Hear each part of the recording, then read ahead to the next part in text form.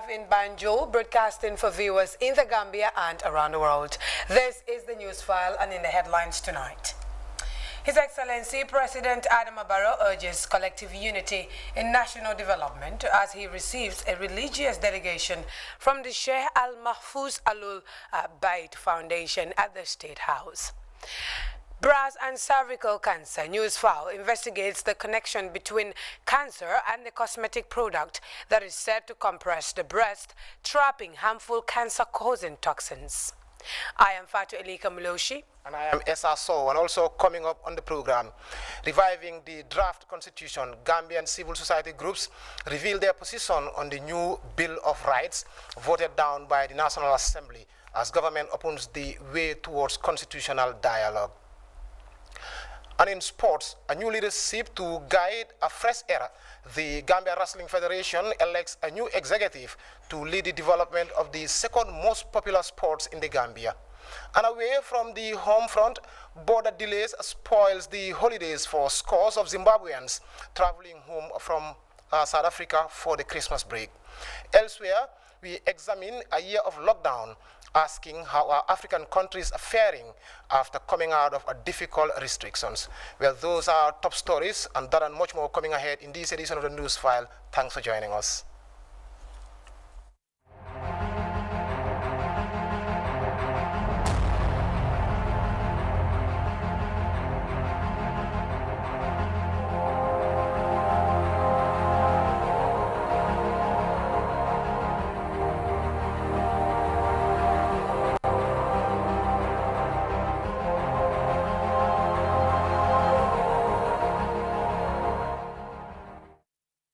Welcome back.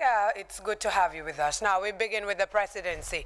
His Excellency Adama Barrow, who has received a delegation of scholars and religious representatives from the Sheikh Mahfouz Alul Bait Foundation at the State House. Visiting the Gambian leader for the third time, the delegation renewed their support for the Gambian leader and prayed for his continued well-being to advance national development. Uminjai picks up the rest of that story. صراط الذين أنعمت عليهم غير المغضوب عليهم ولا الضالين. On Friday, members of the Sheikh Mahfouz Foundation, Ahlul Bait Rasul, visited President Adama Barrow at the State House where religious scholars and representatives prayed for the Gambian leader, the entire nation, and prevalence of peace and tranquility, whilst renewing their support to the president's development agenda, especially in the forthcoming elections. تؤتي الملك من تشاء تنزع الملك ممن تشاء وتعز من تشاء وتذل من تشاء بيدك الخير إنك على كل شيء قدير. Representing the Imam Ratib of Banjul, Chairman Aliu Maska, Alaji Bai Seka welcomed the delegation to the presidency and acknowledged President Barrow's pleasure in receiving them at the State House. Alaji Bai Seka went on to urge the Ahlul Bait Rasul group to continue praying for the president, describing him as a development-oriented leader. The spokesperson of the Sheikh Mahfouz Foundation, Sheikh Bun Samsidin Ul Sheikh Mahfouz, expressed sincere gratitude to President Barrow for always welcoming them to his office, commending the Gambian leader's efforts in ensuring that peace prevails in the country. Ul Sheikh Mahfouz reassured the president of their continued support. إنا فتحنا لك فتحا مبينا ليغفرك الله ما تقدم من ذنبك وما تأخر ويتم نعمته عليك ويهديك صراطا مستقيما وينصرك الله نصرا عزيزا وينصرك الله نصرا عزيزا وينصرك الله نصرا عزيزا. The president's religious advisor, Dembo Bojang, hailed the delegation for constantly backing President Barrow's development agenda, urging them to pray for his well-being and continued strength to advance national development. Alnga Allah continue la douala. They continue la douala. Dua fay jabi drong. President Barrow expressed appreciation to the Sheikh Mahfouz Foundation for taking time to come and pray for him and the entire nation. Kuma balam pour alsina ka dua nyim bankoy. Andu ayentel fana ayen la fa confiance la. The voluntary prayers the delegation offers, President Barrow said, is a selfless national undertaking he greatly appreciates. Al salon kanang alka na menke akan sewondi le fana. The Gambian leader called for national interest to be put first, saying development should be the business of all. إن الله وملائكته يصلون على النبي يا أيها الذين آمنوا صلوا عليه وسلموا تسليما صلى الله تعالى عليه وعلى آله وصحبه وسلم تسليما سبحان ربك رب العزة عما يصفون وسلام على المرسلين والحمد لله رب العالمين. Uminjai. Now, cervical cancer and breast cancer are still the two most common cancers among women in the Gambia. The plague has claimed the lives of scores of young women in the country, which continues to lag behind in advancing cancer care, screening and treatment. For women, the risk of cancer are found in a number of products, which includes wearing of bras, which are worn by women and girls to prevent their breast from sagging. This report by Mama J takes a close look at the connection between the bras and cancer and the claim that the product contains a silicone gel which is said to cause allergic reactions that lead to breast cancer. It's becoming a growing concern in the Gambia, and cervical cancer has been in the spotlight in the country in recent years. But why is it so special? A question I put to Dr. Lamin Jaita, a consultant and general surgeon at the Edward Francis Small Teaching Hospital. This is a cancer that if we put in efforts to detect it on time, we can actually save a lot of women from getting cancer. Cancer is becoming a growing concern in the Gambia, and cervical cancer has been in the spotlight in the country in recent years. But why is it so special? A question I put to Dr. Lamin Jaita, a consultant and general surgeon at the Edward Francis Small Teaching Hospital.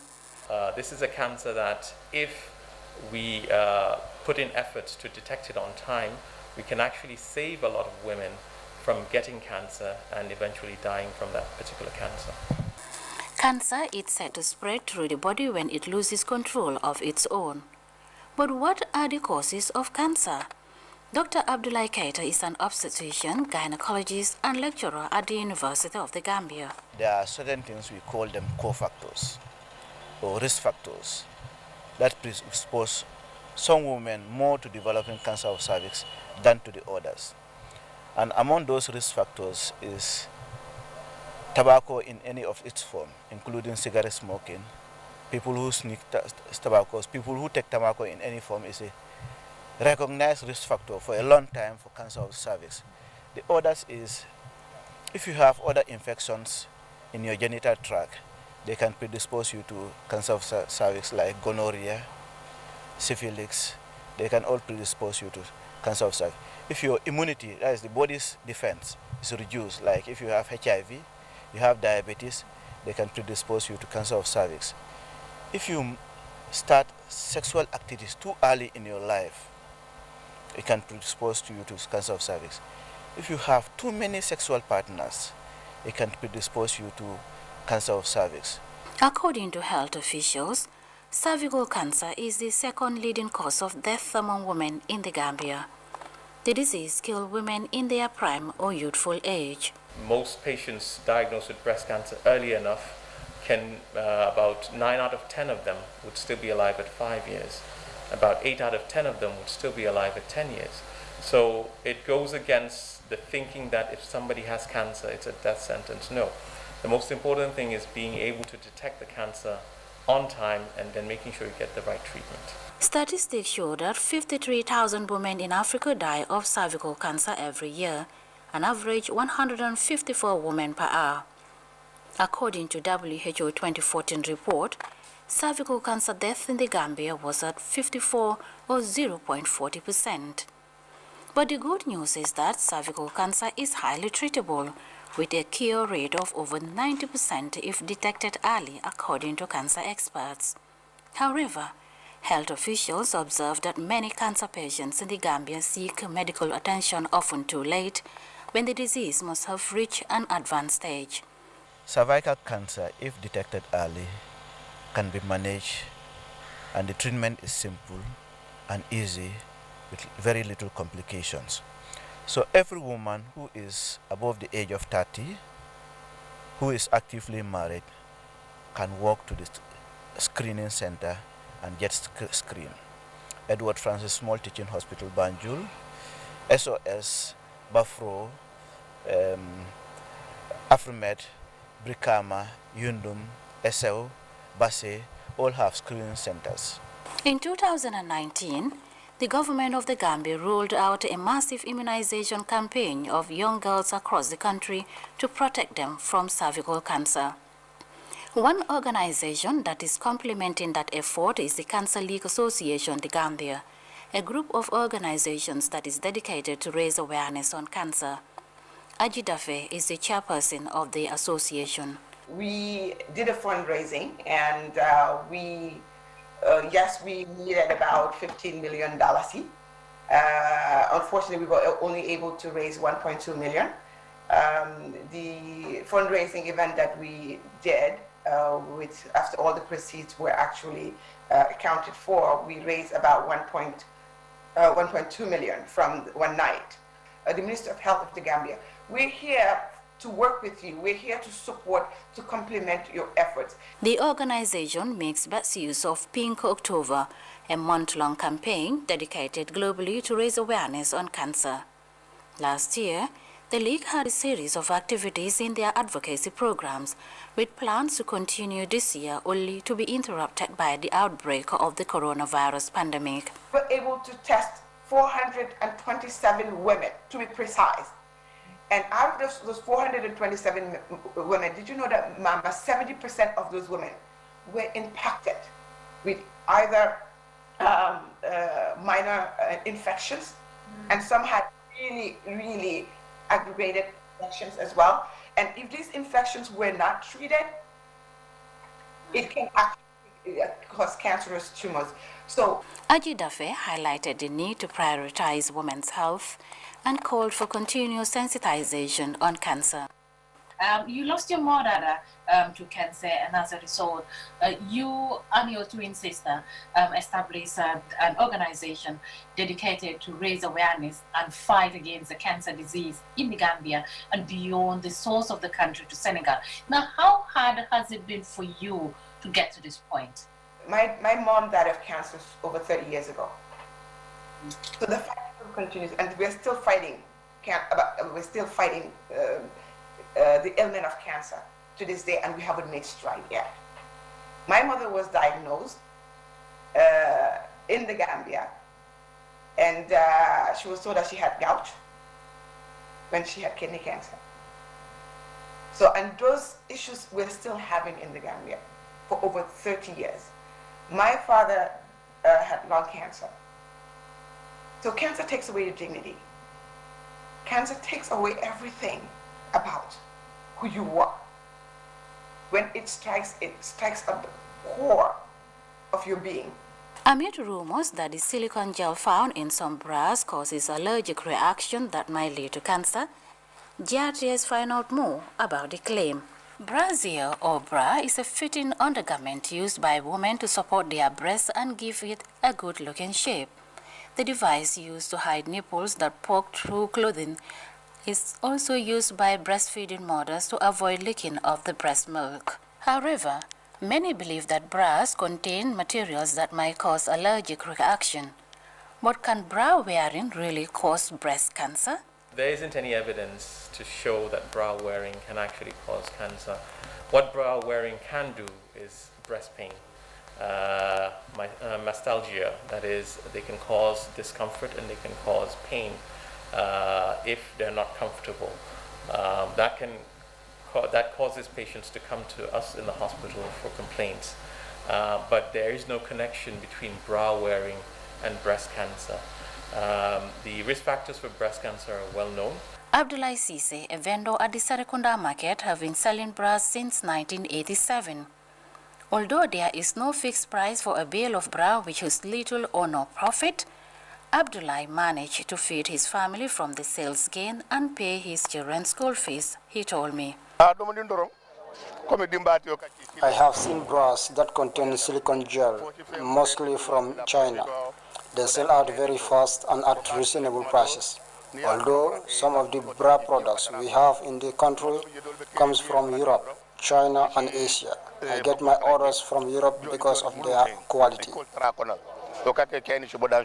Umuso, a customer I met at the Sarekunda market, said she wear bras just to give her breast a nice shape. Bra wearing is not a necessity for women like Maria Makonte who prefer wearing body fit. I don't normally wear bra because I find it difficult to breathe whenever I wear it, so I prefer wearing body fit.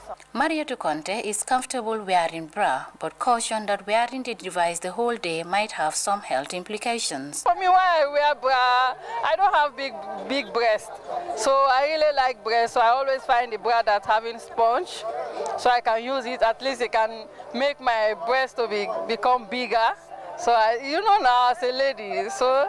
Although women with large breasts usually wear bras for support, our Marina Conte said she is not comfortable wearing the device even though she has a large breast. Even though it gives my breast a nice shape, I sometimes feel uncomfortable in it, especially when the weather is too hot. According to this customer, bra wearing is part of a woman's dressing. If your breast is small, you may not wear. But if you have breasts, you need to wear. If you don't wear bra, the thing will fall down short. It will just fall. The cloth, the way it's just dressed now without bra, this thing will not fit me nice. While bras serve as a support to the breast, they do not prevent the breast from sagging because naturally the breast will sag as the woman gets old. Health experts say about 1 million women are diagnosed with breast cancer every year, with thousands others at risk of the disease. It is therefore recommended that women of 40 years and above do regular screening of clinical breast cancer. Mama J, GRTS. Interesting one there. Now we can bring medical consultant and general surgeon Dr. Lamin Jaite, who joins us live on the program for more on this same issue. Doctor, you're welcome to. Now, of course, breast cancer is a persistent problem that gets even more serious in the absence of specialist care in the Gambia. In the report, you mentioned that early detection is very much important in curing this same disease. Now, talk to us about how vulnerable Gambian women are compared to other countries that have advanced, of course, facilities that can cure this. I think it's a very important question. Like it was mentioned in the report, that breast cancer is a highly treatable cancer if it's detected on time. And you mentioned the point that we do not have as advanced medical systems like in other countries. So detecting the cancer at an early stage puts us at an advantage in the sense that once you detect it early enough, the treatment is a lot easier.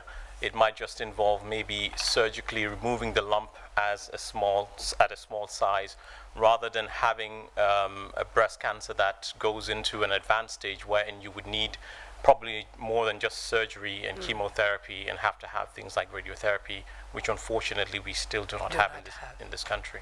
Now, bras and breast cancer. Tell us the connection here. Are bras really that bad for women's health? I think what's important is bras have to be the right size and they have to fit well. There's a lot of rumors going around, especially in the country and elsewhere, that wearing bras, especially the ones that have silicone, might actually have an impact, just like we saw in the report. Yeah. But scientific evidence, there actually is no proof to date that says that bra wearing of any kind can actually cause breast cancer. There are things that are known to cause breast cancer, and those are what we call risk factors. Risk factors such as the gender, meaning that breast cancer, we know it's a lot more common in women than in men. The age of the individual, the older you grow, the more likely or the risk of having breast cancer is. Having somebody in your family, for example, who has breast cancer, maybe an aunt or a sister or a mother, can actually increase your chances of having breast cancer. So these are things that are actually known, but bra wearing is not one of those risk factors. Interesting, because that would have been super scary. Now, latest WHO data published in 2018 places breast cancer deaths in the Gambia between 21 to 0.15% of total deaths. How grim is this as a pre-pandemic statistics? Yes, I think the statistics do not lie, and I think it gives us a picture of our situation when it comes to things like breast cancer. And I think it's twofold, actually. First of all is actually creating awareness. Like we said, breast cancer actually, if detected early enough, has a very high survival rate. So there has to be more effort in trying to sensitize people, the general population, on what breast cancer is, what to look for. For example, women can be taught how to self-examine their breast on a monthly basis. They need to be familiar with their breast. Or even know their breast size, because most women do not know this. Exactly. Things like their breast size, their breast texture, the skin on the breast, they need to be familiar with that, so that in case there's anything like a lump that appears all of a sudden, they would know what to do and then seek medical attention. Very well. Doctor, now, this is a very interesting conversation, of course, and data is quite critical. I mean, we know it is significant towards detection, mapping, and indeed control. And there was a registry that was established in 1986, the Gambian National Cancer Registry. How important is the registry towards the prevention of breast cancer in this country? I think it's highly important because, again, I think when you have things like breast cancer, and you are having interventions, meaning treatment strategies, you're having sensitization programs, you would always want to evaluate and see how effective it is. So having the registry can actually tell us from 1 year to another whether we're actually making progress, whether what we're doing is actually having an impact on the population.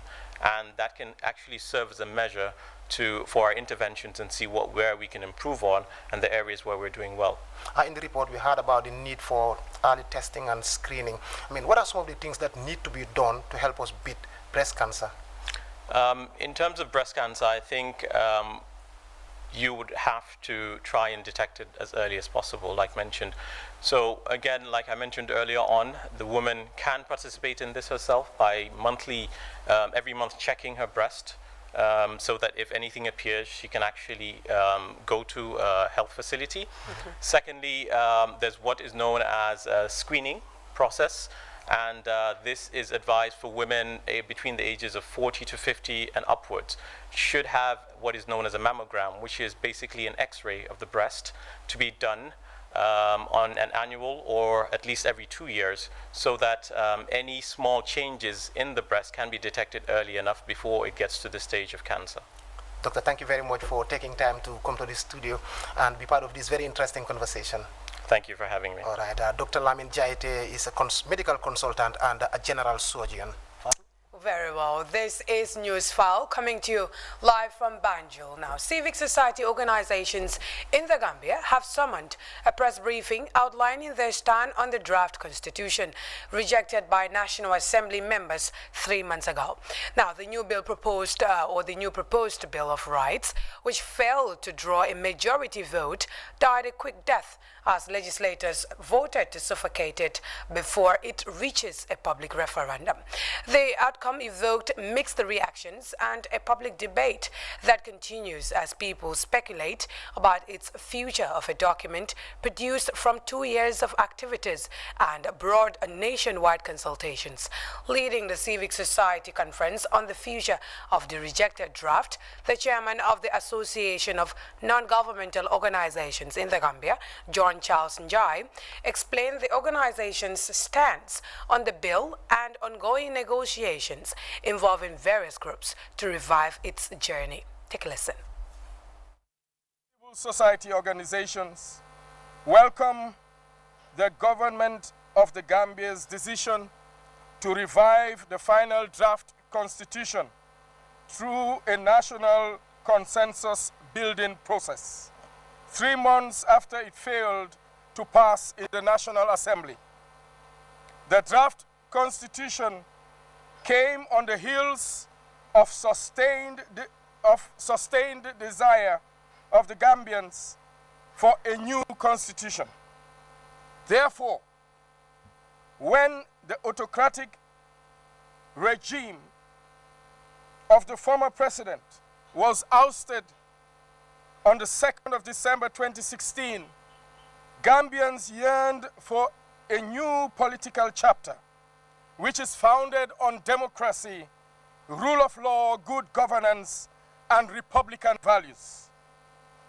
Generally, Gambians have recognized that the Constitution of the Gambia 1997 is in many ways deficient in providing a democratic and progressive dispensation, mainly because of the numerous undemocratic and self-serving amendments it was subjected to under the former regime.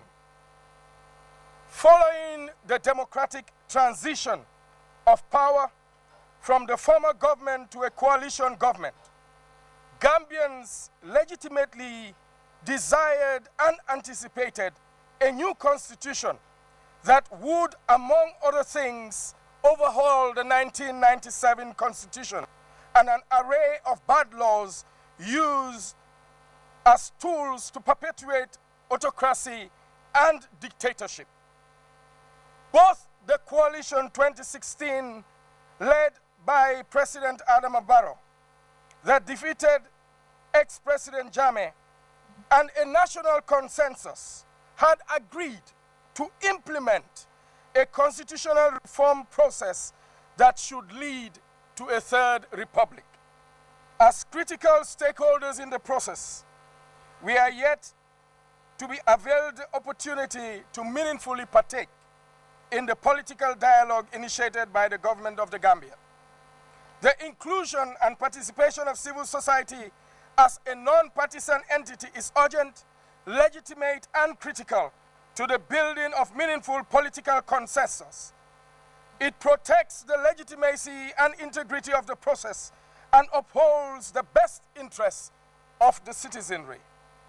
The Gambia civil society strongly urges President Adama Barrow, International Idea, and the Chief Mediator Goodluck Jonathan to ensure transparency, participation, inclusion, and national consensus. The Gambia's Now, Majlis Qadimul Ahmadiyya the Gambia, the male youth wing of the Ahmadiyya Muslim Jamaat, has held its 36th annual conference at the Masro Senior Secondary School in Yundum. The annual 3-day gathering seeks to share ideas and foster unity as well as love and care for mankind, anchored on the sense of patriotism. Ibrahim Jallo covered the opening ceremony of the event held on Friday, and this is his report. Said to be a unifying endeavor, seeking to share positive mindsets anchored on the values of Ahmadiyya Muslim faith. It also serves as a platform to manifest successes and map out way forward of the youth and society in general. Yahya Sise, one of the young Ahmadis, spoke of the role and importance of youth to society and nation, especially during the pandemic, citing the teachings of Islam to this effect. Youth represent the active and the physical forces, the endurance, the ability to use the backbone of any nation. To this, it is clear that youth play an important role in both the present and the future society. They work uneasily for the growth of our society and country to enable it to function in the best manner possible. Islam teaches that Muslim youth should remain genuine and dedicated to this cause during good and bad times. Bakari Baji, Minister of Youth and Sport, acknowledges the relevance of the meeting in view of the service of youth to communities and the nation. This, he said, the Ahmadiyya as a faith has been actively engaged in. Young people have served as volunteers in communities where people have died of the virus or the pandemic, in moving them out of their homes and out of the hospitals. In order for young people to continue to play an active and coordinated role in emergencies, there must be a national program that promotes a sense of security, peace, a sense of self and group effectiveness, solidarity, and hope. This year's gathering features prominently the impact of COVID-19 and the need for collective action against it. The program was also punctuated with awards of certificates to secondary and tertiary school graduates, bankrolled by the Jamaat. The Amir of the Ahmadiyya in the Gambia, Baba F. Trawale, graced the event. Ibrahim Jallo, GRTS News. Now let's bring in the president of the Majlis Khudamul Ahmadiyya, the Gambia, for more on the impact of the annual youth convention. Mr. Aliu Tarawale, it's good to have you on Newsfile. Thank you very much. First of all, let's talk about why young people are crucial entities for development, sustainability, and religious advancement. Thank you for that question. Young people are very, very important for the development of any nation because they are the backbone of that particular nation. If they are good, the future of that country will be good.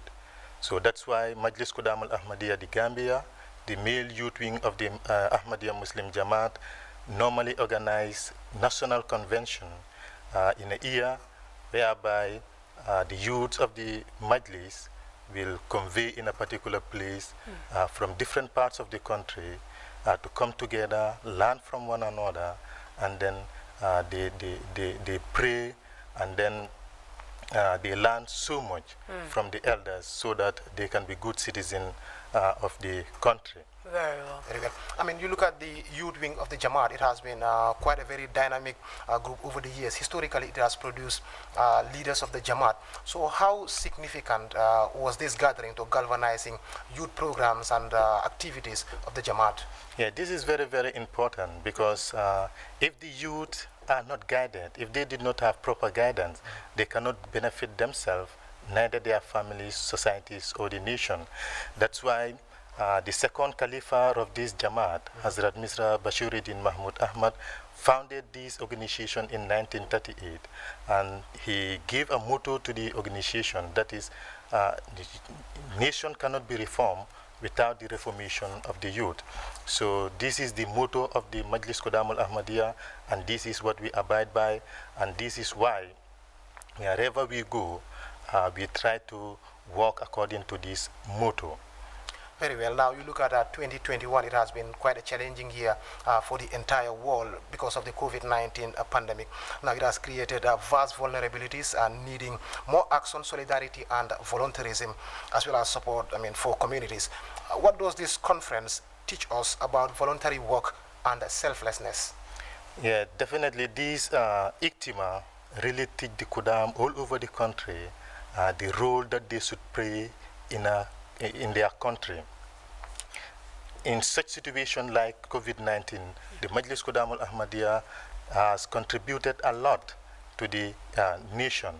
They have given homeopathic medicine to the people of the Gambia, and also we normally have community services whereby we go to the hospitals, we have cleansing exercise there, and also to have cleansing exercise at the markets, and also to have collaboration with KMC, whereby they will provide the tools and we will provide manpower, and we will be working on the streets and cleaning. This Iktima serve as a training ground for the youth of the Majlis Khudamul Ahmadiyya throughout the country. Because as I said, if the youths are not guided, they cannot go on benefiting themselves, neither their society or their nation. Aliu Traoré, thank you very much for joining us on the platform this evening. Thank you very much.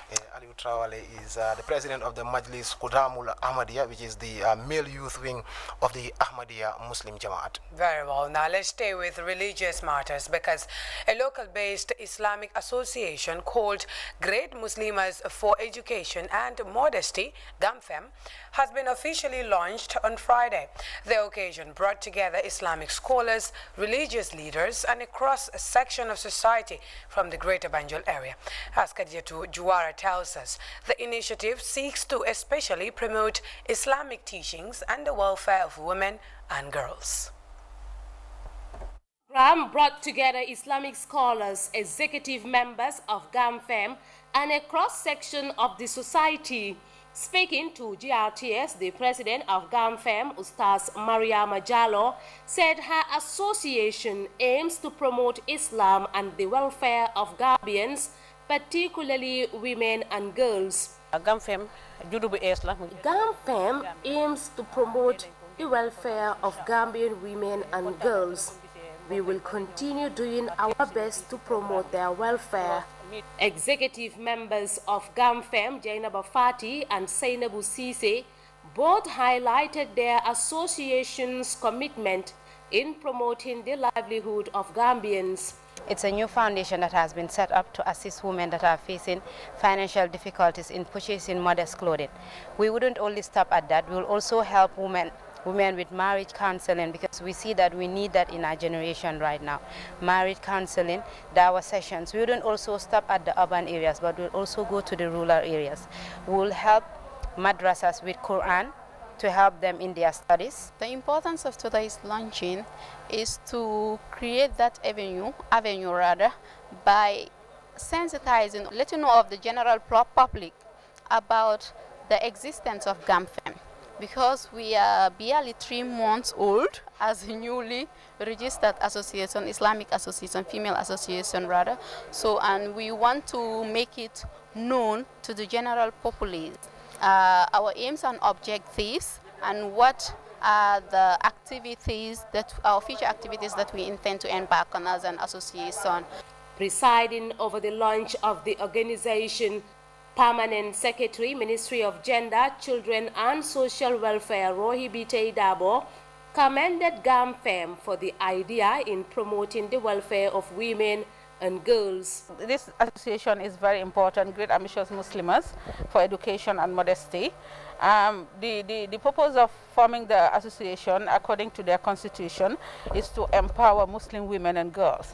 Now, when I say empowerment, education is part of it, because you have to know your religion, which is very important, because religion is our guidance to our living. So it's important to know your religion and what is expected of you as a woman and a girl. And if you look at Islam, Islam means peace. So anything that the religion is telling us to do is exactly what we should do to be living in a peaceful environment.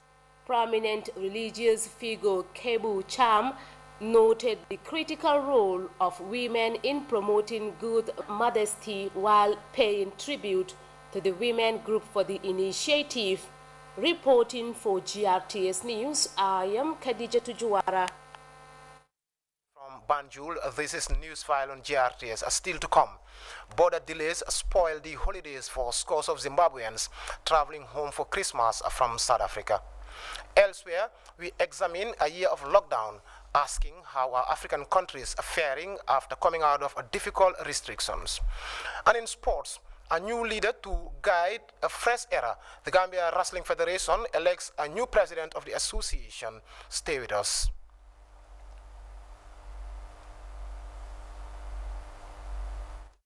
Want to win millions of dollars this December? All you have to do is dial *777# for free or call or SMS 1010 at $3 is only to participate in the new AfriHali show and be part of the 7 daily winners. Every Tuesday, Wednesday and Fridays live on GRTS, Afri Radio and social media platforms. Be part of our lucky winners. Where AfriCell goes, nobody dares to follow. In a country always thirsty for more, a team of superheroes with special powers unite to redefine the way we are connected. Aliu Batara strikes again with the MiFi superpower that connects you to the world with the fastest 4G in the market for only $2,000 plus 4 GB of data. The MiFi superpower can connect 10 people all at once. AfriCell got office with the power to change the world.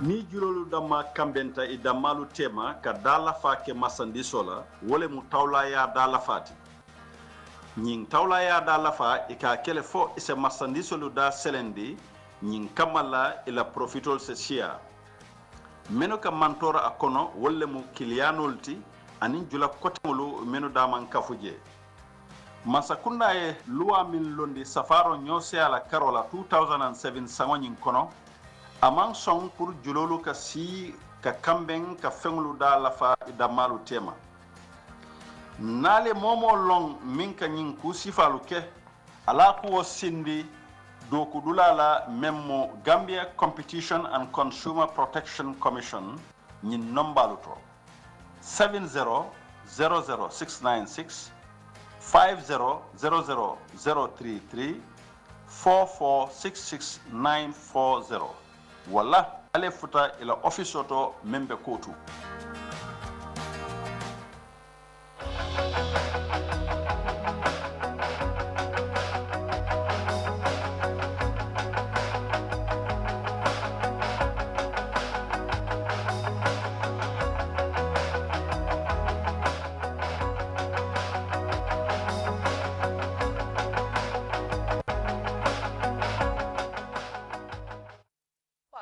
Sports now, and a close look at 2020, which has thrown up odd challenges for sport around the world, with games played without fans and many other activities cancelled due to the global pandemic. But despite this, the Gambia Under-20 managed a feat rarely achieved by a Gambian team, winning a trophy on Senegalese soil. Coach Matar Mboj's Chargers won the CAF Wafu Zone a championship after beating Senegal 4-3 on penalty shootout. Now, the team's exploits have generated considerable goodwill from Gambians, and one group called Brothers Union, whose membership includes some of the country's top entrepreneurs, is set to stage a New Year's Eve banquet and fundraising dinner for the team. Joining us to discuss the event and its significance is the chairman of the organizing committee and president of the Brothers Union, Mr. Badu Sow. Mr. Sow, welcome to the program. Thank you for having me. Now, to set the tone for our conversation, talk to us about the Brothers Union and some of the activities that the group has undertaken since inception. Okay, well, thank you. As I said, the Brothers Union is a group of friends, basically, or football lovers, I should say, and turn into friends. We've all played football in the past, and we're all obviously very busy men. Now, in our group, we have over 50, 60 men, all of our entrepreneurs, bankers, you name it, lawyers, and all that. So at one point, we thought, okay, let's just bring this into a union sort of to give back. How do we do that? And then that's how the Brothers Union was born, to call it short. And then early or later this year, we just decided, okay, should we not do a banquet? And then in doing so, we thought, okay, the Gambia Under-20 has actually won a trophy. To start with, because we play football, how about we give them the platform to promote and celebrate the excitement that we've all seen, basically, the trophy. All right. Now, to get the group's activities up and running, you need funds, of course. How have you been, mobilizing funds? Among ourselves, basically, what we do is, as members, we contribute. We contribute monthly, a sum. We've, as I said, managed to save quite a bit now, thank God. And in doing so, as I said, we're doing it to give back, purely. As I always said, if you look at our slogan in the long, you'll see that it says a clock. It says time is up for Gambians to unite and do something for each other, basically, to give back. And it is also part of national development. All right. You know? So now you intend to raise funds for the Under-20, which we saw won gold in Senegal, and will be playing in the Africa Under-20 Championship. Talk to us about this upcoming banquet. It will be exciting. We're hoping that everyone turns out. We're cardinally inviting the president of the country and his cabinet. We're also inviting all the opposition members to come in. As a unit, it is the Gambia. The Gambia Under-20 belongs to the Gambia, and we hope everyone comes in and enjoy the evening. It will be held at the Bamboo Village Hotel, as I said, December 31st. Everyone is invited. All right. Basically. So moving forward, what are the plans for the upcoming year? Upcoming year, we will be looking into how national development. What can we do to effect change at a small scale going up, really? That is our goal. That is what we're looking for. We're all, as I said, businessmen in various districts. We could easily have sat back and say, okay, we are comfortable. But if you look at the Gambia, there's a lot.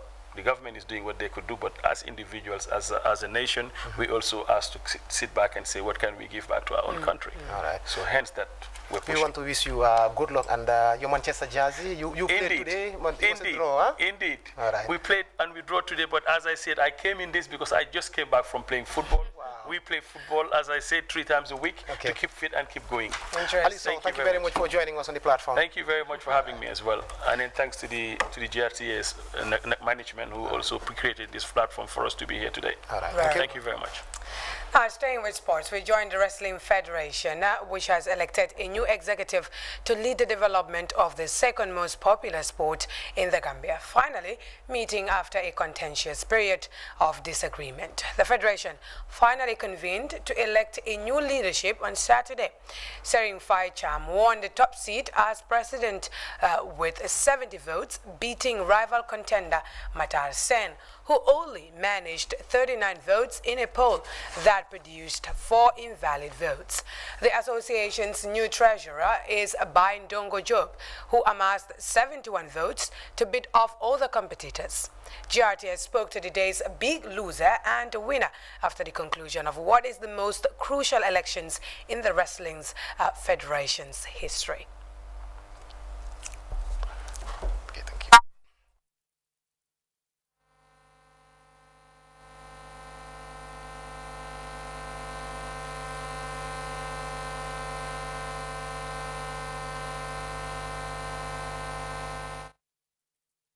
We can now bring in the president of the Wrestling Federation there, Ibrahim Suare, who joins us live on Newsfile now. Mr. Cham, welcome to this Newsfile. Thank you very much. Well, I am the Secretary General. Yes. Oh, the Secretary General. All right, I beg your pardon. Now let's say, you're Mr. Cham. Is that correct? Suare. Yes. All right, I beg your pardon. Tell us, why are these elections crucial to ending disagreements that have belingered the federation's progress? Yeah, I think it was very timely to do what is mandated by the Constitution. That every year you have to do an AGM, and of course it came at a time that the tenure of this current executive should have ended in February. But we all know we are in the middle of this pandemic, so the executive decided to go in for an early election so that, God willing, if at all the ban on sport is lifted, then the normal events will resume without hindrance. Now, we know all the losing contenders like Matar Sen have played an active role in boosting the federation's impact. Tell us, what's the way forward after this undertaking? Are you bringing everyone back on board to support the process? Yes, we are calling on everybody, including Matar himself, to come on board and work with this current executive to make sure that we take wrestling to another level. Wrestling have been growing in popularity, in terms of spectators, in terms of administration, and of course in terms of going outside and bringing trophies for the Gambia. So I feel if we put all hands on deck and work towards the interest of the sport, we can become number one. Very well. Not long distance. Now, finally, we just wrap it up as we're running out of time. This comes during a moment of great advances for the Federation, which is tapping into support and partnership lines to promote Gambian wrestling, to be precise. Tell us about your new partnerships in this venture. Well, we have this partnership with the European Union, that is the EU project that is meant to fight against climate change, and we have this agreement with them in partnership with the GCCI, and the project basically aims to construct about 8 to 10 arenas countrywide, and of course there will be a scoping study that is to document the history of Gambian wrestling, who were the wrestlers that started the Gambian wrestling, where it started, and of course the future. And then we have these capacity building programs that will start from the regions and end in the greater Banjul area. So these are areas basically that this project it's coming on board to at least assist in developing these arenas. I think I'll take this opportunity to urge the local government authorities to at least allocate these lands to make sure that these arenas are built for the purposes of developing our cultural sport. Very well, Mr. Suare, it's been great having you here on Newsfile. Many thanks. Thank you. Very well, Esa. Yes, you're watching Newsfile coming to you live from Banjul. We'll take another very quick short break. Don't go away, we'll be back shortly.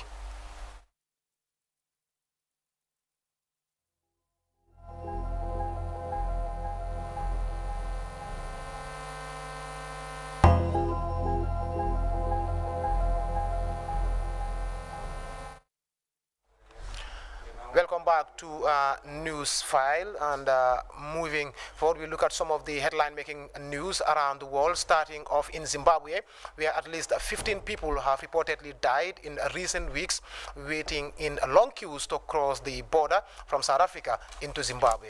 Coronavirus screening is being blamed for the extended time it's taking for migrant workers to get clearance to return home for the seasonal holiday. Lines of cars and trucks can be seen stretching for many kilometers on the narrow road leading to the main bridge pod, which serves as the main crossing point between the two countries.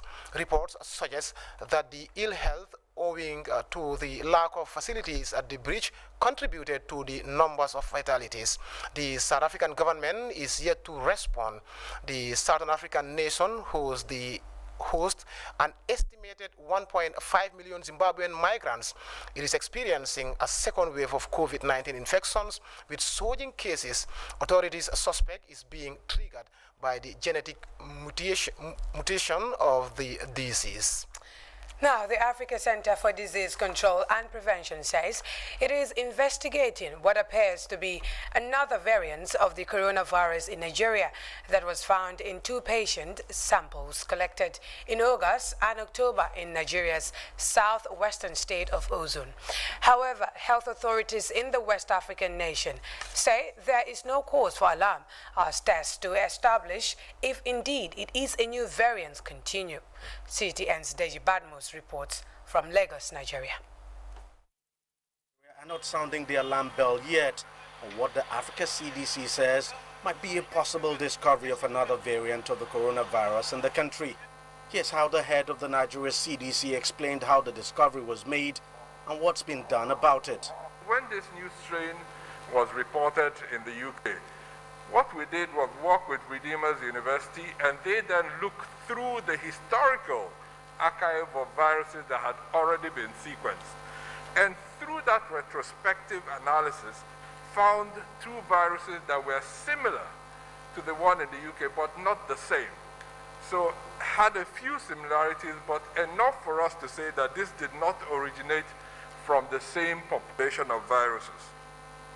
So what we're now going to do with Redeemers University is collect a selection of other viruses circulating in Nigeria now, so from the more recent cases, and try and compare what we have now to what we had previously in Nigeria, but also what is circulating abroad. So this is ongoing work that we'll be carrying out over the next few weeks to see whether we can explain some of the changes, some of the increased transmission that is happening in Nigeria, and to look at whether it is related to the virus or related, which is most likely to be the case, into behavior among individuals across the country. Experts say the possibility that another variant of the virus might be in Nigeria is a serious cause for concern. We should be worried, even though to a large extent the pathogenesis of these variants has not really been completely established, but to a large extent there is sufficient scientific information to actually tell us that the new variant actually enhances rapid transmission, and that is why we should be worried, and that is why we should quickly look for a way to stem this tide, to stop it. Nigeria has seen a spike in COVID-19 infections recently, forcing the government to reopen isolation centers and reinstate some restrictions. It has also announced new travel rules for passengers flying into the country from the United Kingdom and South Africa, which have both confirmed new variants of the coronavirus. All passengers coming into the country from the UK and South Africa on direct flights must use the Nigeria International Travel Portal to register, fill in their health questionnaire. They must upload a negative COVID-19 PCR result with a validity of not more than 5 days, and they must pay for a COVID PCR test at day 7 of arrival in country. Authorities are appealing to people to adhere strictly to preventive measures like washing of hands, physical distancing, and the use of face masks. The government says it hopes to get a supply of COVID-19 vaccines by the end of January. It also targets to vaccinate around 100 million Nigerians by the end of March next year. Deji Badmos, CGTN, Lagos, Nigeria. Authorities in Nigeria are not sounding the Jule, this is Newsfile. A quick look at our top stories before we go. His Excellency the President, Adama Barrow, has urged a collective unity in national development as he receives a delegation from the Sheikh Al-Mahfouz Alul Bayt Foundation at the State House. Breast and cervical cancer. Newsfile has been investigating the connection between cancer and the cosmetic product that compresses the breast, trapping harmful cancer-causing toxins. Reviving the draft constitution, Gambian civil society groups have revealed their position on the new Bill of Rights voted down by the National Assembly as government opens the way towards constitutional dialogue. In sports, a new leadership to guide a fresh era, the Gambian Wrestling Federation has elected a new executive to lead the development of the second most popular sport in the Gambia. Away from home, border delays have spoiled the days or the holidays for scores of Zimbabweans traveling home for Christmas from South Africa. Elsewhere, we examined a year of lockdowns, asking how African countries fared after coming out of difficult restrictions. Well, that was all in this edition of Grts Newsfile, Essa. Yes, we want to thank the viewers for being with us this evening. We'll see you again at another bulletin at 2200 hours. Until then, enjoy the rest of our programs. Bye for now.